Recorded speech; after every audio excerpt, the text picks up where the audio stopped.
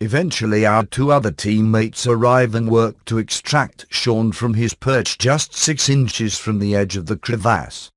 The three of them set up a three-way pulley system. Laboriously, my teammates begin to haul me up, inches at a time, out of what nearly became my tomb. I continue to focus on the delicately shifting shades of blue in the ice as I draw closer to the surface. My teammates pull me up to the lip of the crevasse. I repeatedly plunge the pick of my ice axe into the snow and haul myself out, never before as grateful for being on top of a glacier. I stand and gaze up at a mountain to the west, behind which the sun has just set. Snow plumes stream off one of its ridges, turned into red ribbons by the setting sun. Snowflakes flicker as they float into space. As relief floods my shivering body, I roar in gratitude. Utterly overwhelmed by being alive and surrounded by the beauty of the mountain world, I hug each of my 3 climbing partners. Now that I am safe, it sinks in just how close to death I've been. That was the 22nd of April 2003, Earth Day. In hindsight, I believe the emotion I felt then stemmed in part from something else, a deeper consciousness that the ice I had seen was vanishing. 7 years of climbing in Alaska had provided me with a front seat from where I could witness the dramatic impact of human-caused climate disruption. Each year, we found that the toe of the glacier had shriveled further. Each year, for the annual early season ice climbing festival on this glacier, we found ourselves hiking further up the crusty frozen mud left behind by its rapidly retreating terminus. Each year, the parking lot was moved closer to the glacier, only to be left farther away as the ice withdrew. Even sections of Denali, the highest mountain in North America, which stands more than 20,000 feet tall and is roughly 250 miles from the Arctic Circle, had already undergone startling changes in 2003. The ice of its glaciers was disappearing quickly. Our planet is rapidly changing, and what we are witnessing is unlike anything that has occurred in human, or even geological, history. The heat-trapping nature of CO2 and methane, both greenhouse gases, has been scientific fact for decades, and according to NASA, no question that increased levels of greenhouse gases must cause the Earth to warm in response. Evidence shows that greenhouse gas emissions are causing the Earth to warm 10 times faster than it should, and the ramifications of this are being felt, quite literally, throughout the entire biosphere. Oceans are warming at unprecedented rates, droughts and wildfires of increasing severity and frequency are altering forests around the globe, and the Earth's cryosphere, the parts of the Earth so cold that water is frozen into ice or snow, is melting at an ever-accelerating rate. The subsea permafrost in the Arctic is thawing, and we could experience a methane burp of previously trapped gas at any moment, causing the equivalent of several times the total amount of CO2 humans have emitted to be released into the atmosphere. The results would be catastrophic. Climate disruption also brings with it extreme weather such as hurricanes and floods. For instance, a warmer atmosphere holds more moisture, leading to an increase in the frequency of climate disruption also brings with it extreme weather such as hurricanes and floods. For instance, a warmer atmosphere holds more moisture, leading to an increase in the frequency of severe major rain events, such as Hurricane Harvey over Houston in summer 2017, which dropped so much rain that the weight of the water actually caused the Earth's crust to sink by 2 centimeters. Earth has not seen current atmospheric CO2 levels since the Pliocene epoch, some 3 years ago. 3/4 of that CO2 will still be here in 500 years. It takes a decade to experience the full warming effects of CO2 emissions. Even if we stopped all greenhouse gas emissions, it would take another 25,000 years for most of what is currently in the atmosphere to be absorbed into the oceans. Climate disruption is progressing faster than ever, and faster than predicted. 17 of the 18 hottest years ever recorded have occurred since 2001. The distress signals from our overheated planet are all around us, with reports, studies and warnings increasing daily. Worst-case prediction made by the Intergovernmental Panel on Climate Change about the rise in temperatures, extreme weather, sea levels and CO2 levels in the atmosphere have fallen short of reality. Countless glaciers, rivers, lakes, forests and species are already vanishing at a pace never seen before, and all of this from increasing the global mean temperature by only 1°C above the pre-industrial baseline. Some scientists predict it could rise by as much as 10°C by 2100. A study led by James Hansen, the former director of NASA's Goddard Institute for Space Studies, warned that the rise we have seen so far has already caused unstoppable melting in both the Antarctic and Greenland ice sheets. Mountaineering in today's climate-disrupted world is a vastly different endeavor from what it used to be. Glaciers are vanishing before our eyes, having shrunk to the lowest levels ever recorded, and are now melting faster than ever. 70% of the glaciers in Western Canada are projected to be gone by 2100. Montana's Glacier National Park will most likely not have any active glaciers by 2030. The Matanuska Glacier's ancient ice is already rapidly vanishing. Dramatic changes are occurring even in the planet's highest and coldest places. Even Mount Everest is transforming, as thousands of glaciers across the Himalayas are likely to shrink by up to 99% by 2100. A child born today will see an Everest largely free of glaciers within their lifetime. I lived in Alaska for a decade beginning in 1996, and spent time on the glaciers there. As early as the late 90s, large portions of the holiday season would go by in Anchorage without any snow on the ground. The waterfalls that my climbing friends and I had used for ice climbing barely froze some winters, and we could see the glaciers that we used to traverse to access peaks shrinking from year to year. In Nepal, the sacred mountain Machapaka rises abruptly on the eastern boundary of the Annapurna Sanctuary. As a child, I came across a photograph of this peak in a geography textbook and was immediately captivated by its majesty. Shaped like a fish's tail, the knife-edged ridge that forms its summit is a seemingly paper-thin line of rock that drops precipitously on either side, causing the apex of the peak, which is nearly half a mile higher than the top of Denali, to be one of the more dramatic summits anywhere. It is a masterpiece of nature. When I was 10 years old, I saw the Rocky Mountains of Colorado for the first time, their silhouettes against the setting sun, and I was awestruck. Years later I traveled to Alaska and drove a short way into Denali National Park and Preserve.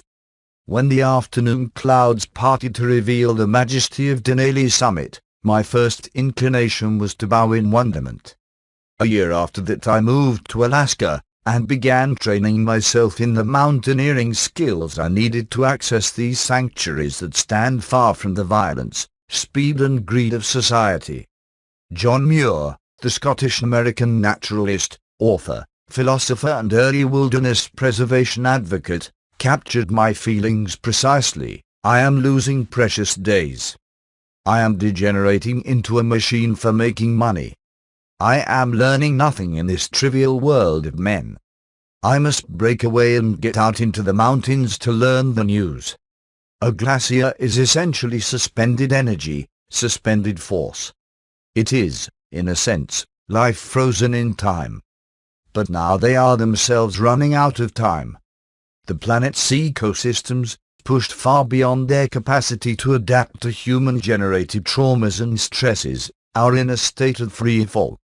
Just as I watched hundreds of years of time compressed into glacial ice flash before my eyes in a matter of seconds as I fell into the crevasse, swathes of the natural world are, in the blink of a geological eye, falling into oblivion. Modern life has compressed time and space. You can traverse the globe in a matter of hours, or gain information in the nose cones. The price for this, along with everything we want, on demand, all the time, is a total disconnection from the planet that sustains our lives. I venture into the wilds and into the mountains in large part to allow space and time to stretch themselves back to what they were. The frenetic pace of contemporary life is having a devastating impact on this planet. Humans have transformed more than half the ice-free land on Earth. We have changed the composition of the atmosphere and the chemistry of the oceans from which we came. We now use more than half the planet's readily accessible freshwater runoff, and the majority of the world's major rivers have been either dammed or diverted. As a species, we now hang over the abyss of a geoengineered future we have created for ourselves. At our insistence, our voracious appetite is consuming nature itself. We have refused to heed the warnings Earth has been sending, and there is no rescue team on its way. At the end of July 2017 I flew to Alaska's northern shore. A couple of days after my arrival I took a morning walk along the Arctic Ocean. The only thing that was a constant was the shore beneath my boots and the crunching sound of the tiny stones as I walked. Up here, only 1,300 miles from the North Pole, the sun never sets in summer, and time stretches until it loses its meaning. Utqiagvik, formerly known as Barrow, one of several ancient villages in the area, is the northernmost incorporated point in the U.S. The indigenous people here, the Inappropriate, have learned to live on the edge of the tundra and the seas, with the whales, the birds and the ice floes. I met 55-year-old Marvin Kanarek, who was born and raised here, as were his parents. He is a whaler and volunteers doing rescues. He tells me how there used to be pressure ridges in the sea ice formed when two ice floes are forced together during the winter that were 50 or even 60 feet high, but now they are lucky to find any even 20 feet tall. Heading out across the ice to find open water in the spring used to take them 2 weeks of plotting and making a trail. Now it takes them only a couple of days because the open water is so much closer. Kanarek had told me that he was a volunteer grave digger. The permafrost used to be 10-12 inches below the surface, so it would take 3 days of chipping with an ice pick to dig a grave. Now the permafrost is several feet below the surface, and softer, so he can dig a grave in a few hours. Permafrost is a layer of ground that is continuously frozen for a period of 2 years or more. It contains dead plants that absorbed CO2 from the atmosphere centuries ago, and then thaws before decomposing. When it thaws, microbial activity converts a large portion of that organic material into methane and CO2, which is released back into the atmosphere. According to a NASA report, over hundreds of millennia, Arctic permafrost soils have accumulated vast stores of organic carbon, an estimated 1,400-1,850 gigatons, compared to 850 gigatons of carbon in Earth's atmosphere. That's equal to around half of all the estimated organic carbon in Earth's soils, with most of it located in the top 10 feet of thaw-vulnerable soil. Scientists, along with others, are learning that the Arctic permafrost is less permanent than its name implies. Estimates of how much carbon will be released by thawing permafrost show it could average around 1.5 bn tons annually, which is roughly the same amount as current U.S. annual emissions from burning fossil fuels. Dr. Kevin Schiffer, a research scientist for the National Snow and Ice Data Center who studies permafrost carbon feedback, the warming of the surface of the planet that would result from the release of carbon from the permafrost, estimates that PCF by itself will increase temperatures by 0.2 C by 2100, and even more beyond that. This means PCF will have a significant effect on the long-term climate, even if the goal of limiting atmospheric temperatures to 2 C is reached.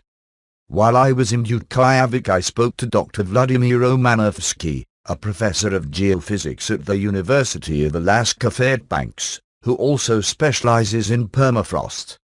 His lab has been collecting temperature data each year in many locations around the world, but mostly across Alaska, Canada and Russia. If it comes closer to thawing point, then it becomes unstable, Romanovsky said. For any permafrost research, that is the crucial data. What is the temperature and how stable is it? His lab is unique in that it now has nearly 40 years of data records from a variety of locations, and he generates permafrost temperature modeling to explain how the temperatures are changing.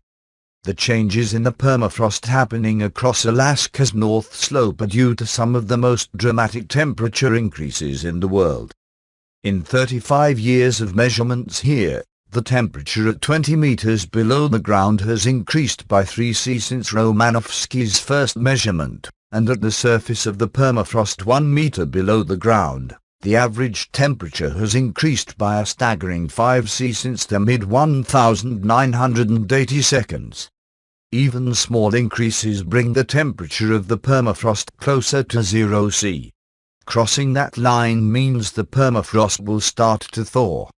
Scientists used to believe the permafrost was stable across the North Slope, and that it would not begin to thaw this century. Romanovsky said, if you look at our records, however, and extrapolate into the future another 30 years, assuming changes continue as they have been for the last 30 years, the permafrost on the North Slope will hit 0°C by 2050 or 2060 at the latest. Nobody was expecting this, and most people would be surprised to see this happen so soon. Schiffer also expressed concern about the impact that thawing permafrost will have on the infrastructure and people of the Arctic. Thawing permafrost represents a radical change to the environment and way of life in the Arctic, with unknown social costs, he said. I asked if he thought it would be necessary to relocate most, if not all, of the coastal villages in northern Alaska. He said that as sea levels go up and permafrost thaws, there is risk the thawing will destroy critical infrastructure, which will require repair or moving it, and that includes entire villages. If you built your village right next to the ocean and it starts to melt, you have to move. This is happening in interior Alaska along rivers, and it's also happening across the entire Arctic zone. Roads, railroads, oil and gas infrastructure, airports, seaports, all these things were built across the Arctic on the assumption that the permafrost would stay frozen. When it is frozen it is solid, but it thaws out and turns to mud, so it's easy to see this causing a lot of damage to infrastructure, Schiffer said. Dr. Leonard Iganov, a senior research scientist at the University of Maryland Baltimore County Physics Department and the Joint Center for Earth Systems Technology, is an expert in the remote sensing of Arctic methane levels. He told me his team of researchers had already detected long-term increases in methane over large areas of the Arctic, and warned that the fast liberation of methane would influence air temperature near the surface and accelerate Arctic warming. The difference in temperatures between the poles and the equator drives our air currents from west to east, he said. If this difference diminishes, the west to east air transport becomes slower, and north-south air currents become stronger. This results in frequent changes in weather in the mid-latitudes. It will change the climate, he says, everywhere in the world. 2 days after leaving Reykjavik, I flew from Anchorage to Seattle on my way home. 45 minutes before we landed, while flying at 35,000 feet, the plane entered a cloud of brownish-grey smoke rising from the 146 wildfires scorching British Columbia beneath us. At that point, they had burned more than 600,000 acres and forced 7,000 people from their homes. We descended into the brown cloud until we landed in Seattle, which was also enveloped in the smoke.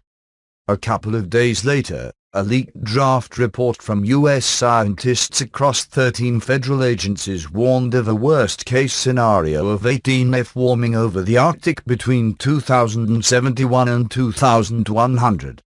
The report also noted that the Arctic was losing more than 3.5% of its sea ice coverage every decade, that the extent of the September sea ice had declined more than 10% per decade, that the land ice was disappearing at an increasingly rapid rate, and that the severity of winter storms was increasing because of warming temperatures. The grim news seemed endless. The snow-free season on Alaska's North Slope is lengthening. The year 2016 experienced the longest snow-free season in 115 years of record-keeping, roughly 45% longer than the average snow-free period over the previous 4 decades. The October temperature at Utqiagvik increased by a staggering 7.2 C between 1979 and 2012. We are already facing mass extinction. There is no removing the heat we have introduced into the oceans, nor the 40 billion tons of CO2 we pump into the atmosphere every single year. There may be no changing what is happening, and far worse things are coming. How, then, shall we meet this? Like so many people, I have wondered what to do at this time. Each of us now must find our own honest, natural response to the conditions that we have brought upon ourselves. I am heartened by people like my friend Karina Mieto in Brazil, who has devoted her entire life to protecting the Amazon. Each time a report is published about increased deforestation in her beloved rainforest, I watch Karina become consumed in grief. But each time, she goes deeper within herself and her community, further strengthening her love for that portion of the planet where she lives, and repurposes herself into her next action to protect the Amazon. I find solace in the fact that there are millions of others like Karina, particularly among the younger generations, who have drawn their lines around their respective portions of the planet closest to their hearts and are making their stands. I find my deepest conviction and connection to the earth by communing with the mountains. I moved to Colorado and lived among them when I was in my early 20s, and it was there I began to deepen my relationship with them, and to really listen to them. I would hike out and just sit among the peaks, watching them for hours, and write about them in my journal. Today I know in my bones that my job is to learn to listen to them ever more deeply, and to share what they are telling us with those who are also listening. While Western colonialist culture believes in rights, many indigenous cultures teach of obligations that we are born into, obligations to those who came before, to those who will come after, and to the earth itself. When I orient myself around the question of what my obligations are, a deeper question immediately arises. From this moment on, knowing what is happening to the planet, to what do I devote my life?